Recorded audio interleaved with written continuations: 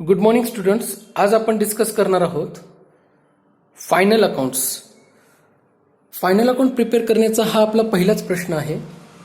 Final account prepare करताना आपल्याला 3 गोष्टी लक्षात ठेवायच्या आहेत.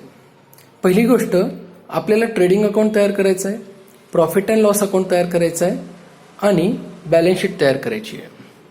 हा जो वरील पार्ट आहे जो तुम्हाला इथे दिसतोय हा असतो ट्रेडिंग अकाउंट. इथं ट्रेडिंग अकाउंटची टोटल येईल. त्यानंतर खालच्या साईडला म्हणतात पी अँड एल अकाउंट. हा जो अकाउंट आहे ह्याला म्हणतात पी अँड एल अकाउंट. आणि बॅलन्स शीट हा वेगळा फॉर्मॅटमध्ये येतो. बॅलन्स शीटला लायबिलिटीज, अमाऊंट, हे लायबिलिटीज, अमाऊंट, ॲसेट आणि अमाऊंट असे 4 कॉलम असतात. तसंच पी अँड एल अकाउंट आणि ट्रेडिंग अकाउंटला सुद्धा आपल्याला पर्टिक्युलर, रुपीज, पर्टिक्युलर आणि रुपीज असे कॉलम बनवावे लागतात. मुळात एक लक्षात घ्या, जर तुम्हाला profit and loss account, trading account आणि बॅलन्स शीट तयार करायचं असेल तर तुम्हाला जे डायरेक्ट खर्च आहेत जे आपण फॅक्टरीमध्ये करतो ते सगळे ट्रेडिंग अकाउंटला रेकॉर्ड करायचे आहेत. जे खर्च ऑफिसचे खर्च असतात, जे इनडायरेक्ट खर्च केले जातात बिझनेसमध्ये, ते तुम्हाला प्रॉफिट अँड लॉस अकाउंटला लिहायचं आहे, म्हणजे इथे खालच्या साईडला लिहायचं आहे. आणि जर तुमचं काही देणं असेल बिझनेसचं तर तुम्हाला ते लायबिलिटीज साईडला लिहायचं आहे. आणि येणं असेल बिझनेसला, काही ना काहीतरी बिझनेसचा ॲसेट्स असतील तर ते तुम्हाला ॲसेट साईडला रेकॉर्ड करायचे आहेत. सर्वात अगोदर प्रॉब्लेम समजून घेणं खूप महत्त्वाचं आहे. तुम्हाला प्रॉब्लेममध्ये दिलेल्या ॲडजस्टमेंट्सला टिक करायचं आहे आणि टिक करून त्यानंतर तुम्हाला दिलेला प्रॉब्लेम सॉल्व्ह करायचा आहे. ॲडजस्टमेंट्स लक्षात घेताना नेहमी लक्षात घ्या, ज्या ॲडजस्टमेंट्स तुम्ही करतायत त्याचे 2 इफेक्ट होतात, म्हणजे ते 2 साईडला रेकॉर्ड होतील. प्रत्येक ॲडजस्टमेंटचे 2 इफेक्ट असतातच, त्याशिवाय तुम्हाला अकाउंट प्रिपेअर करताच येत नाही. आपला पहिला प्रॉब्लेम खूप बेसिक आहे, जो पेज नंबर 285 वर दिलाय. आपण इल्युस्ट्रेशन नंबर 1 बघतोय. तुमच्या पुस्तकामधल्या 285 पेज नंबरवर पहिला प्रश्न दिलेला आहे. काय सांगताय त्या प्रॉब्लेममध्ये बघूयात. From the following trial balance of Bharadwaj, हे बघा हा प्रॉब्लेम आहे तुम्हाला दिलेला. From the following trial balance of Bharadwaj and sons prepared trading and profit and loss account for the year ended and balance sheet as on 31 March 2019. तर हे सगळे खर्च आणि इन्कम आपल्याला दिलेले आहेत. डेबिट बॅलन्स म्हणजे सगळे खर्च असतात आणि क्रेडिट बॅलन्स म्हणजे सगळे इन्कम असतात. तर बिझनेसला झालेले खर्च आणि बिझनेसला झालेले इन्कम तुम्हाला दिलेले आहेत. त्यानंतर तुम्हाला ॲडजस्टमेंट्स ज्या दिलेल्या आहेत त्या ॲडजस्टमेंट्स लक्षात घ्या. तुम्हाला इथं फक्त एकच ॲडजस्टमेंट दिलेली आहे, ॲडिशनल इन्फॉर्मेशन म्हणजे ॲडजस्टमेंट, ती आहे क्लोजिंग स्टॉकची. तर क्लोजिंग स्टॉक आपल्याला कुठेही वर प्रॉब्लेममध्ये दिलेला नाहीये, पण क्लोजिंग स्टॉक मी जसं सांगितलं तुम्हाला प्रत्येक ॲडजस्टमेंटचे 2 इफेक्ट असतात. क्लोजिंग स्टॉक 2 जागी रेकॉर्ड होतील. तर सर्वात अगोदर आपण प्रॉब्लेम समजूयात. आपण आधी आयटम समजून घेऊयात की आपल्याला दिलेले आयटम्स आहेत तरी काय. तर रॉयल्टीज. रॉयल्टीज हा असा खर्च असतो जो बिझनेस चालवण्यासाठी कोणत्या तरी तिसऱ्या पार्टीला द्यावा लागतो. जसा कोणत्या तरी दुसऱ्या बिझनेसचं नाव वापरून आपण आपला बिझनेस चालवत असू तर आपल्याला त्याला रॉयल्टी द्यावी लागते. दुसरा खर्च आहे ड्राविंग्स. ड्राविंग्स हा खर्च जो असतो, ड्राविंग म्हणजे एका प्रकारची उचल आहे जी आपण बिझनेसमधून घेतो. बघा, बिझनेस आणि बिझनेसमॅन हे दोन्ही वेगवेगळे पर्सन आहेत. त्यामुळं बिझनेसमॅन जर बिझनेसमधून त्याच्या पर्सनल कामासाठी काही पैसा उचलत असेल तर तो पैसा त्याला परत द्यावा लागेल. त्यामुळं बिझनेस त्या बिझनेसमॅनला पैसा परत मागेल. त्यामुळं हाही खर्च तुम्हाला रेकॉर्ड करायचा आहे. आणि ही लायबिलिटी आहे, देणं आहे, बिझनेसला तुम्ही देणं आहे. त्यामुळे ही ड्राविंग लायबिलिटी साईडला येईल. रॉयल्टीज हा ट्रेडिंग अकाउंटचा खर्च आहे म्हणून तो ट्रेडिंग अकाउंटला रेकॉर्ड होईल. वेजेस म्हणजे आपण आपल्या बिझनेसमध्ये काम करणारे जे लेबर्स आहेत, जे मजूर आहेत, त्यांना दिला जाणारा मोबदला म्हणजे वेजेस आहे. आणि वेजेस हा ट्रेडिंग अकाउंटचा खर्च आहे. जसं की मी तुम्हाला सांगितलं की सगळे जे खर्च फॅक्टरीमध्ये करतोय किंवा जे डायरेक्ट खर्च होतात एखाद्या प्रोडक्टला तयार करण्यासाठी, ते खर्च तुम्ही ट्रेडिंग अकाउंटला लिहिताल. आणि त्या प्रोडक्टला तयार करण्यासाठीचे लागणारे इनडायरेक्ट खर्च जे आहेत, जे अप्रत्यक्ष खर्च आहेत, ते तुम्ही कुठे लिहिताल? P and एलला लिहिताल. त्यामुळे वेजेस हे तुम्हाला ट्रेडिंग अकाउंटला लागतील, कारण की लेबर हे फॅक्टरीमध्ये काम करतात. परचेसेस, तुम्ही गुड्स परचेस करतात, रॉ मटेरियल परचेस करतात आणि त्यानंतर त्या रॉ मटेरियलला फिनिश्ड प्रोडक्ट्समध्ये तुम्ही उत्पादन तयार करून मार्केटमध्ये विकतात, त्यामुळे पर्चेसेस सुद्धा फॅक्टरीचा खर्च आहे. तर अशा प्रकारे तुम्हाला हे सगळे खर्च जर डायरेक्ट असतील तर ट्रेडिंग अकाउंटला, इनडायरेक्ट असतील तर P&Lला, आणि देणं असेल तर लायबिलिटीजला, आणि येणं असेल तर ॲसेट्सला. तर अशा प्रकारे तुम्हाला रेकॉर्ड करायचं आहे. चला तर मग आपण प्रॉब्लेम सुरू करूया. तर पहिला आयटम जो आहे तो तुमचा आहे रॉयल्टी. तर रॉयल्टी कुठे येणार आहे? तर रॉयल्टी हा खर्च तुम्हाला येतो ट्रेडिंग अकाउंटला, त्यामुळे मी ट्रेडिंग अकाउंटला रॉयल्टी हे लिहून टाकतो. To royalties.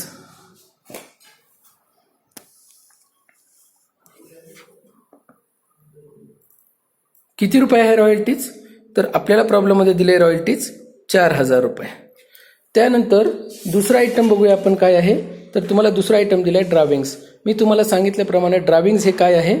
ड्राविंग्स हे तुमच्या बिझनेसमध्ये तुम्ही घेतलेलं कर्ज आहे, जे प्रायव्हेट पर्पजने तुम्ही कर्ज घेतलं होतं, आणि तो तुम्हाला रेकॉर्ड करायचं बॅलन्स शीटला.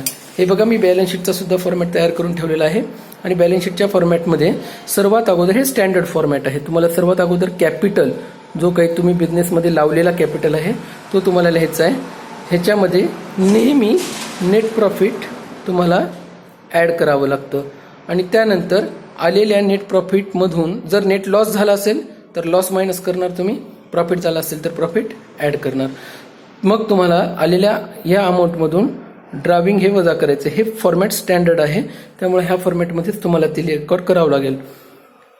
तर ड्राविंग आहे तुमची 10,000. तर जेव्हा केव्हा आपलं उत्पन्न होईल, जे काही आपण प्रॉफिट काढणार आहे त्याच्यामधून 10,000 रुपये वजा करून आपण बिझनेसमध्ये जी अमाऊंट राहील ती आउटर कॉलमला लिहिणार आहोत. तर सध्याचं मी ड्राविंग मायनस करून ठेवतोय. आपण पुढचा आयटम बघूया. तर पुढचा आयटम तुम्हाला काय दिलेला आहे? तो आहे वेजेस. वेजेस म्हणजे मजुरांना दिलेला मोबदला. तर मजूर हे कुठं काम करतात? फॅक्टरीमध्ये, त्यामुळे तो खर्च कोणता आहे? डायरेक्ट खर्च आहे. त्यामुळं मजूरचा खर्च जो आहे, वेजेसचा जो खर्च आहे तो तुम्हाला कुठं लिहायचा आहे? फॅक्टरीमध्ये. त्यामुळं तो ट्रेडिंग अकाउंटला येणार आहे, आणि त्यामुळं वेजेस किती रुपये आहेत? 6,000 रुपये. तर वेजेस आपण 6,000 रुपये ट्रेडिंग अकाउंटला रेकॉर्ड करतोय. आता पुढचा आयटम आहे तो आहे परचेसेसचा. बघा, परचेसेस हे तुम्हाला दिलेले आहेत. किती रुपये आहेत परचेसेस? 71,000 रुपये तुम्ही परचेसेस केलेले आहात. तर मी इथे लिहितोय टू परचेसेस, कारण की परचेस केलेला रॉ मटेरियल आपण कुठं घेतो? फॅक्टरीमध्ये घेतो. त्यामुळे परचेसेस 71,000 हे मला इनर कॉलमला लिहावे लागेल. आता मी इनर कॉलमला का लिहितो? ह्याच्यावर कोणती ॲडजस्टमेंट आहे काय? तर हे बघा, प्रॉब्लेममध्ये तुम्हाला कुठेच ॲडजस्टमेंट दिलेली नाही आहे, पण प्रॉब्लेममध्ये तुम्हाला एका जागी सांगितलेलं आहे की तुम्ही परचेस केलेले गुड्स रिटर्न घेतलेलं आहे. जे तुम्ही परचेस केला होता ते रिटर्न केलात. हे बघा, परचेस रिटर्न तुम्हाला दिलेलं आहे. किती रुपये आहे? 3,000 रुपयाचं गुड्स तुम्ही परचेस केलेलं रिटर्न करून टाकलं, म्हणजे परत देऊन टाकलं. म्हणजे परचेस केलं होतं 71,000चा, आणि त्यापैकी रिटर्न किती केला? 3,000चा. म्हणजे खरी परचेस किती रुपयाची आहे? तर 71,000 वजा तुम्हाला त्याच्यातून 3,000 रुपये वजा करावे लागतील. म्हणून 71,000 रुपयाचं गुड्स तुम्ही परचेस केलं, रॉ मटेरियल तुम्ही परचेस केलं, आणि त्याच्यामधून रिटर्न कितीचं करून टाकलं? वजा रिटर्न, परचेस रिटर्न किती रुपयाचं आहे? 3,000 रुपयाचं. म्हणजे खरी परचेस तुम्ही किती रुपयाचं केलंय? 68,000 रुपयाचं तुमचा खरा परचेस आहे. अशा प्रकारे तुम्हाला ते रेकॉर्ड करावे लागेल. परचेस रिटर्नची ॲडजस्टमेंट तुम्हाला खाली ॲडिशनल इन्फॉर्मेशनमध्ये दिलेली नसते, ते तुम्हाला वरूनच बघावे लागते. जर तुम्हाला खाली दिली तर त्याचाही रेकॉर्ड तुम्हाला करावा लागतो. आता ही ॲडजस्टमेंट नाही आहे, त्यामुळे ह्याचा रेकॉर्डिंग डबल होणार नाही. मी तुम्हाला जसं सांगितलं की प्रत्येक ॲडजस्टमेंटचे 2 रेकॉर्डिंग होतात, 2 जागी रेकॉर्ड होतात, एक डेबिट बॅलन्सला आणि दुसरा अकाउंटच्या क्रेडिट बॅलन्सला. तर इथं तसं काही होणार नाही आहे, कारण की हे ॲडजस्टमेंटचा पार्ट नाही, हा प्रश्नाचाच पार्ट आहे. नंतर तुम्हाला दिलेला आहे कॅश. कॅश म्हणजे काय आहे? कॅश म्हणजे तुमची ॲसेट आहे. जे कॅश तुम्ही बिझनेसमध्ये लावला आहात तो कॅश म्हणजे तुमचा कॅपिटल असतो, आणि जो कॅश उरला आहे तो तुमचा ॲसेट असतो. आणि कॅश हा तुमचा ॲसेट आहे, त्यामुळे तो तुम्हाला ॲसेट साईडला रेकॉर्ड करावा लागेल. किती रुपये आहे कॅश? 10,000 रुपये आहे. हे बघा, हे ॲसेट साईड आहे, आणि ॲसेट साईडला मी इथं लिहितोय कॅश. ह्याला कॅश इन हँड सुद्धा म्हणतात, आणि जर बँकेत पैसा ठेवला तर कॅश ॲट बँक म्हणतात. तर कॅश किती रुपये आहे? 10,000 रुपये. ह्याच्यावर कोणती ॲडजस्टमेंट नाही, म्हणून मी डायरेक्ट आउटर कॉलमला कॅश ॲसेट साईडला रेकॉर्ड करतोय. दिसतोय? चला तर मग पुढं बघूया. नंतर अजून काय दिलेलं आहे तुम्हाला, नंतर तुम्हाला दिलेलं आहे सेल्स रिटर्न. बघा, सेल्स केलेलं गुड्स, तुम्ही ही गुड्स विकतात समोरच्या पार्टीला, तुमच्या कस्टमरला तुम्ही गुड्स विकले आणि विकलेलं गुड्स कस्टमरने तुम्हाला परत केले. म्हणजे तुम्ही विकलं कितीचं होतं आधी हे माहीत असणं गरजेचं आहे. त्यामुळं सेल्स, हे बघा, जर पर्टिक्युलर तुम्ही डेबिट साईडला लिहित असताल, खर्च डेबिट साईडचा आहे, तर सेल्स केलं म्हणजे तुमचा इन्कम आहे आणि इन्कम नेहमी क्रेडिट साईडला लिहितात. प्रॉफिट अँड लॉस अकाउंट आणि ट्रेडिंग अकाउंट हे नॉमिनल अकाउंट असतात. म्हणून इथं कोणता रूल लागू होतो, debit all expenses and losses, credit all income and gains, हा रूल इथं लागू होतो. कारण की हा कोणता अकाउंट आहे, हा आहे नॉमिनल अकाउंट. हे माहीत असू द्या तुम्हाला, हा नॉमिनल अकाउंट आहे. ट्रेडिंग आणि प्रॉफिट अँड लॉस अकाउंट हे नॉमिनल अकाउंट असतात. त्यामुळे इथं कोणता रूल लागू होतो, debit all expenses and losses, credit all incomes and gains. आता एक्सपेन्सेस किती आहेत ते आपण लिहिले. आता इन्कम, सेल्स करतोय म्हणजे आपण इन्कम करतोय बाय सेल्स. सेल्स तुम्हाला दिलेला आहे का माहीत नाही, पण तुम्हाला गुड्स रिटर्न केले आहे. जेव्हा सेल्स येईल तेव्हा आपण त्याच्यातून मायनस करू. सध्या आपल्याला रिटर्न आलेलं आहे गुड्स. रिटर्न कितीचं आहे, सेल्स रिटर्न 5,000 रुपयाचं. बघूत आपण, जे सेल्सची अमाऊंट असेल त्याच्यामधून 5,000 रुपये मायनस करू. तात्पुरती आपल्याला सेल्सची रक्कम माहीत नाही आहे. प्रश्न पुढं बघूयात आपण, त्यानंतर आपल्याला सेल्सची रक्कम भेटेलच. नंतर दिलाय तुम्हाला बँक. बँक म्हणजे तुमचे बँकेत पैसे आहेत. किती आहेत बँकेमध्ये पैसे, 40,000 रुपये. म्हणजे ते तुमचे ॲसेट आहेत. तुमच्या बँक खात्यामध्ये 40,000 रुपये आहेत. म्हणून तुम्ही काय करतात ना, बँक ही रक्कम लिहिताल. किती रुपये आहे, 40,000 रुपये ॲसेट साईडला. हे बघा, हे 40,000 रुपये रेकॉर्ड केलेत मी. त्यानंतर अजून काय दिले तुम्हाला प्रॉब्लेममध्ये, तुम्हाला प्रॉब्लेममध्ये दिले इन्शुरन्स. इन्शुरन्स, तुम्ही बिझनेसच्या जे गुड्स आहेत ते खराब होऊ नये त्यासाठी तुम्ही इन्शुरन्स घेतलेला आहे. आता इन्शुरन्स हा खर्च डायरेक्ट खर्च नाही आहे, तो ऑफिसचा खर्च आहे. कारण की तो प्रोडक्शन करण्यासाठी तुम्हाला डायरेक्टली लागत नाही, पण तो महत्त्वाचा खर्च आहे. म्हणजे तो ऑफिसचा खर्च आहे. इन्शुरन्सचा खर्च ऑफिसचा आहे. त्यामुळे इन्शुरन्स कुठे येणार, P&L. हे बघा, ही खालची साईड P&Lची आहे ना, वरची साईड ट्रेडिंग अकाउंटची, खालची साईड P&Lची. त्यामुळे P&Lला लिहूत आपण इन्शुरन्स टू इन्शुरन्स. किती रुपये आहे इन्शुरन्सचा खर्च तुम्हाला दिलेला, हा खर्च आहे 1,000 रुपये. तर तुम्ही रेकॉर्ड केला 1,000 रुपये. पुढे काय दिले तुम्हाला अजून बघूयात. पुढे तुम्हाला सांगितलं आहे फर्निचर. बघा, फर्निचर हा तुमचा ॲसेट आहे. बिल्डिंग हे तुमचे ॲसेट आहेत, बरोबर आहे. फर्निचर, बिल्डिंग हे तुमचे ॲसेट्स आहेत. त्यामुळे हे कुठे येतील, तुम्हाला हे रेकॉर्ड करावे लागतील बॅलन्स शीटला. हे बघा, हे बॅलन्स शीटची ॲसेट साईड. इथं तुम्हाला लिहायचं आहे बिल्डिंग आणि फर्निचर. हे बघा, बिल्डिंग किती रुपये आहे, बिल्डिंग 1,20,000 रुपये. आणि फर्निचर किती आहे, फर्निचर तुम्हाला दिलेलं आहे 34,000 रुपये, बरोबर आहे. तर तुम्हाला दिलेला ॲसेट हा तुम्ही ॲसेट साईडला रेकॉर्ड केला. त्यानंतर तुम्हाला दिले सन्ड्री डेटार. सन्ड्री डेटार काय असतात, तर असं बऱ्याचदा होतं की तुम्हाला बिझनेसमध्ये उधारीवर बिझनेस करावे लागतात. त्यामुळं जर तुम्ही तुमच्या कस्टमरला गुड्स उधारीवर विकला असेल तर कस्टमरने तुमचे पैसे देणे आहेत तुम्हाला. त्यामुळं बिझनेससाठी ते पैसे येणे आहेत. म्हणजे बिझनेसचा स्वतःचा पैसा आहे तो. बिझनेसमध्ये हे जे पैसे येणे आहेत हे बिझनेसचे ॲसेट आहेत. तर बिझनेस हे ॲक्रुअल कॉन्सेप्टवर चालतात. पैसा यायचा आहे पण आलेला नाहीये. तर सन्ड्री डेटार म्हणजे असा कस्टमर ज्याने उधारीवर गुड्स घेतला आहे तो आपल्याला पैसा देणार आहे. आज नाही देणार आहे पण भविष्यात तर देईल. त्यामुळं तुम्हाला सन्ड्री डेटार ॲसेट साईडला रेकॉर्ड करावा लागतो. सन्ड्री डेटार किती रुपये आहे, 1,00,000 रुपये. तर ते ॲसेट साईडला तुम्ही रेकॉर्ड केलात 1,00,000 रुपये. ॲसेट साईडला आपल्याला सन्ड्री डेटार रेकॉर्ड करावा लागतील. असा कस्टमर ज्याने गुड्स उधारीवर घेतला आहे त्याचे पैसे आपल्याला भविष्यात येतील. आता बऱ्याचदा असं होतं की तुमचा पैसा कस्टमर बुडवतो. तर इथं तुम्हाला दिलेत बॅड डेब्ट्स. बॅड डेब्ट्स म्हणजे काय, खर्च आहे, नुकसान आहे. तर बॅड डेब्ट्स म्हणजे असा नुकसान जो आपण भरून काढू शकत नाहीत.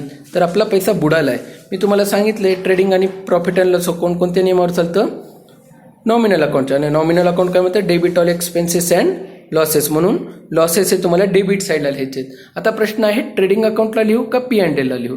तर हे खर्च इनडायरेक्ट खर्च आहे, हा नुकसान इनडायरेक्ट नुकसान आहे, ऑफिसचा नुकसान आहे, त्यामुळे हे ऑफिसलाच रेकॉर्ड केले जातील, म्हणजेच P&L ला रेकॉर्ड केले जातील. म्हणून इथं तुम्हाला लिहावं लागेल टू बॅड डेब्ट्स. तुमच्या कस्टमरने तुमचे पैसे बुडवले. किती रुपये बुडवले?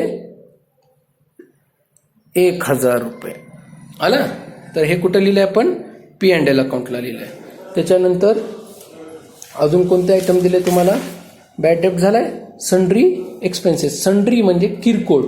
तर किरकोळ खर्च केलाय तुम्ही. किती खर्च केलाय? 3000 रुपयाचा खर्च तुमचा झालाय. तर तो किरकोळ जो खर्च असतो तो इनडायरेक्ट खर्च असतो आणि तो ऑफिसला रेकॉर्ड करावा लागतो, म्हणून मी हे परत P&L ला लिहितोय. To sundry expenses. किती रुपये आहे सन्ड्री एक्सपेन्सेस? 3000 रुपये. अजून काय दिले तुम्हाला बघूयात. हे बघा, तुम्हाला प्रॉब्लेममध्ये सांगितलं आहे आता ट्रॅव्हलिंग एक्सपेन्सेस. बऱ्याचदा असं होतं की तुम्हाला तुमच्या कस्टमरला गुड्स विकण्यासाठी तुम्हाला बऱ्याचदा ट्रॅव्हलिंग करावं लागते, एका जागेवरून दुसऱ्या जागी जावं लागतं, मार्केटिंग करावी लागते, त्यासाठी खर्च येतो. तर हा खर्च फॅक्टरीचा खर्च नाही आहे, हा ऑफिसचा खर्च आहे, कारण की हा डायरेक्ट खर्च नाही आहे, प्रोडक्ट तयार करण्यासाठीचा इनडायरेक्ट खर्च आहे. तर ट्रॅव्हलिंग एक्सपेन्सेस हे तुम्हाला म्हणून ऑफिसमध्ये लावावं लागतात, ते P&Lचा खर्च आहे. त्यामुळे ट्रॅव्हलिंग एक्सपेन्सेस खर्च सगळे डेबिटला. ट्रॅव्हलिंग एक्सपेन्सेस किती रुपये आहे खर्च? तर खर्च आहे 2000 रुपये. ठीक आहे, ट्रॅव्हलिंग एक्सपेन्सेस. नंतर काय आहे? नंतर कोणता खर्च आहे तुम्हाला दिलेला? Opening stock. ओपनिंग स्टॉक म्हणजे असं बऱ्याचदा होतं की तुमचा गुड्स संपण्याच्या अगोदरच तुम्ही गुड्स मागवतात, म्हणजे कालचा गुड्स म्हणजे मागच्या वर्षीचा राहिलेला गुड्स तुम्ही यावर्षी वापरणार ना, ते फेकून तर नाही देणार तुम्ही. म्हणजे स्टॉक आहे तुमच्याकडं. स्टॉक आहे म्हणजे तुमचा तो स्टॉक तुम्हाला वापरायचा आहे, म्हणून परचेस केलेला स्टॉक जर तुम्ही डेबिट साईडला लिहित असाल तर राहिलेला स्टॉक सुद्धा तुम्हाला कुठं लिहावं लागेल? डेबिट साईडला. आणि स्टॉक कुठं असतो? त्याचं काम फॅक्टरीमध्ये, त्याचं काम ऑफिसमध्ये नाही आहे, कारण की प्रोडक्शन आपण फॅक्टरीमध्ये करणार आहेत. म्हणून ओपनिंग स्टॉक कुठं येणार? ट्रेडिंग अकाउंटच्या डेबिट साईडला. To opening stock. किती रुपयाचा स्टॉक उरला होता तुमचा? 24,000 रुपयाचा. ॲडजस्टमेंट नाही आहे म्हणून डायरेक्ट मी आउटर कॉलमला लिहितोय. टू ओपनिंग स्टॉक 24,000 रुपये. नंतर काय दिले तुम्हाला? ओपनिंग स्टॉकच्या नंतर काय झाले तुमच्याकडं? Carriage outward. किती रुपये आहे? 1600 रुपये है ना, दिलंय कॅरेज आउटवर्ड. आता कॅरेज आउटवर्ड म्हणजे काय? तर कॅरेज आउटवर्ड म्हणजे ते ट्रकवर लिहिलेलं असतं बघा, गुड्स कॅरियर है ना. तर गुड्स कॅरियर ह्याचा अर्थ काय? गुड्स वाहून नेणारा वाहतूक. तर कॅरेज आउटवर्ड गुड्स तयार झालेला आहे आणि तयार झालेलं गुड्स तुम्ही विकत आहात आणि विकण्यासाठी तुम्हाला तो गुड्स ट्रान्सपोर्टमध्ये पाठवावा लागतो, त्यामुळं त्या goods outward. Carriage outward. Outward म्हणजे गुड्स तयार झालेले गुड्स आपण विकत आहोत, आणि आउटवर्ड कॅरेज आउटवर्ड हा नेहमी खर्च कुठला असतो? हा ऑफिसचा खर्च असतो, त्यामुळं तो तुम्हाला P&L ला लिहावा लागतो. इनडायरेक्ट खर्च आहे. To carriage outward. किती रुपये आहे? तर ते आहे 1600 रुपये. नेहमी लक्षात ठेवा, कॅरेज इनवर्ड हे ट्रेडिंगला येणार, कॅरेज आउटवर्ड हे प्रॉफिट अँड लॉसला येणार. परत एकदा सांगतोय, कॅरेज इनवर्ड ट्रेडिंग अकाउंटचा खर्च आहे, कॅरेज आउटवर्ड हा प्रॉफिट अँड लॉस अकाउंटचा खर्च आहे. लक्षात ठेवा, ह्याला मी टिक करून ठेवतो म्हणजे आपल्याला लक्षात राहील नंतर पुढे की कॅरेज आउटवर्ड हा प्रॉफिट अँड लॉसलाच येतो, नेहमी प्रॉफिट अँड लॉसचा खर्च आहे तो. नंतर तुम्हाला काय दिलंय? रेंट. रेंट आता तुम्ही दुकान घेतली असेल, तुमची जागा असेल, त्याचं तुम्हाला भाडं आहे. हा रेंट तुम्हाला डेबिट साईडला दिलाय म्हणजे तुमचा खर्च आहे. तर रेंट हा डेबिट साईडचा खर्च आहे आणि रेंट कुठं आपण लावतो? इनडायरेक्ट खर्च, त्यामुळे तो P&L ला लिहितो. म्हणून तुम्हाला तो P&L ला रेकॉर्ड करायचा आहे. To rent. किती रुपये? हे बघा, रेंटचा खर्च तुम्हाला दिलाय 1000 रुपये. तर ते तुम्ही रेकॉर्ड केलात 1000 रुपये. त्याच्यानंतर तुम्हाला अजून कोणता खर्च दिलाय? Carriage inward. मी आत्ताच सांगितलं तुम्हाला, कॅरेज आउटवर्ड हा P&Lचा खर्च आहे. कॅरेज इनवर्ड हा कुठला आहे? फॅक्टरीचा, कारण की कॅरेज इनवर्ड म्हणजे तुम्ही सप्लायरकडून रॉ मटेरियल खरेदी केलं होतं. हे जे खरेदी केलेलं आहे ना, परचेस केलेलं गुड्स, हे काही हवेत तर आलं नसेल. हे कसं आलं असेल तुमच्याकडे, तर हे आलं असेल एखाद्या ट्रकमध्ये, एखाद्या ट्रान्सपोर्टच्या वाहतूकमध्ये. त्यामुळं हा खर्च सुद्धा तुम्हाला फॅक्टरीमध्ये लावावा लागेल.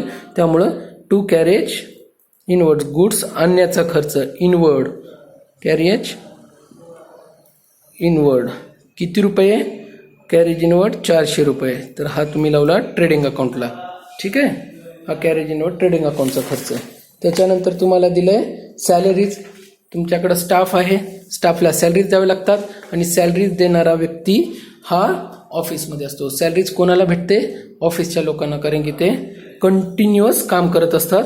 ते मजूर नाही आहेत, तुमच्या कंपनीचे एम्प्लॉईज आहेत. सॅलरीज ही एम्प्लॉईजला दिली जाते आणि त्यामुळं ऑफिसमधल्या लोकांना सॅलरीज देतात. त्यामुळे सॅलरीज कुठे येणार, P&L ला येणार. किती रुपये, 16,000 रुपये फक्त. ठीक आहे, हे P&L ला लावलं. नंतर मला वाटतं तुमचं डेबिट साईडचं सगळे खर्च संपलेत. आता क्रेडिट साईडला तुम्हाला दिलेले सगळे जे असतात ते काय असतात, तुमचे इन्कम असतात. ठीक आहे, क्रेडिट साईडचे बघूयात. सन्ड्री क्रेडिटार्स, ते तुमचं देणं आहे. किती रुपये, 56,000 रुपयाचं. तुम्ही गुड्स खरेदी केलं होतं ना, तर खरेदी केलेले हे गुड्स तुम्ही समजा उधारीवर खरेदी केलं असेल. आणि सन्ड्री क्रेडिटार्स म्हणजे आपण कोणाकडून तरी उधारीवर खरेदी केलंय, त्यामुळे त्याला पैसे द्यावे लागतील ना. तर ते आपण दिलेत का, सध्या नाहीत. त्यामुळे तो खर्च कशाचा आहे, बॅलन्स शीटचा आहे, कारण की ते आपलं देणं आहे. आणि देणं म्हणजे काय असते, लायबिलिटीज असते. म्हणून लायबिलिटी साईडला तुम्हाला काय लिहावं लागेल, सन्ड्री क्रेडिटार लिहावं लागेल. हे बघा, सन्ड्री क्रेडिटार किती रुपये आहे, 56,000 रुपये. लायबिलिटी साईडला रेकॉर्ड केले मी. बॅलन्स शीटच्या लायबिलिटी साईडला सन्ड्री क्रेडिटार. सन्ड्री डेटार हा ॲसेट आहे आणि सन्ड्री क्रेडिटार हे तुमचं देणं आहे. तुम्ही उधारीवर गुड्स खरेदी केले यावेळेस. ठीक आहे, त्याच्यानंतर तुम्हाला काय दिलेलं आहे, सेल्स. सेल्स किती रुपये दिला आहे, 81,000. बघा, जसं आपण बघितलं होतं सेल्स रिटर्न केलेलं आपल्याला माहिती आहे. आता तुम्हाला काय दिले, सेल्स. सेल्स आता आला आपल्याकडं. रिटर्न तुम्ही विकलेलं गुड्स तुम्हाला कस्टमरने रिटर्न केले.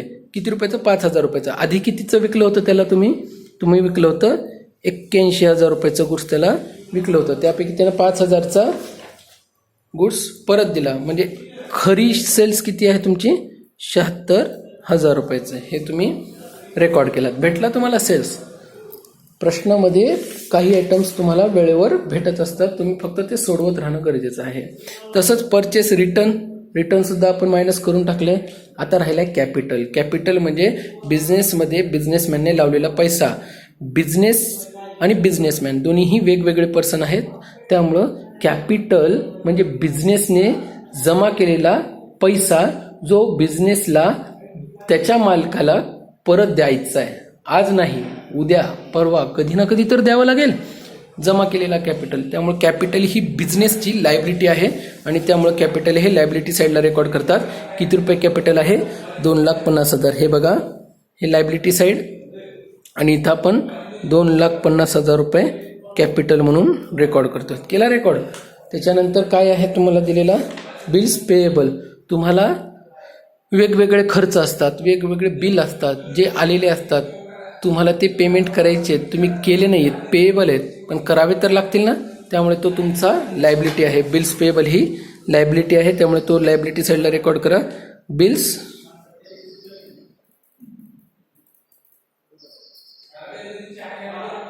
पेएबल किती रुपये आहे, 20,000 रुपये आहे बिल्स पेएबल. त्यानंतर अजून मला वाटतं तुमचा अजून काय दिलेलं आहे, हे बघा, बँक ओव्हरड्राफ्ट. बँक ओव्हरड्राफ्ट आहे ना, लायबिलिटी आहे ना तुमची बँक ओव्हरड्राफ्टची.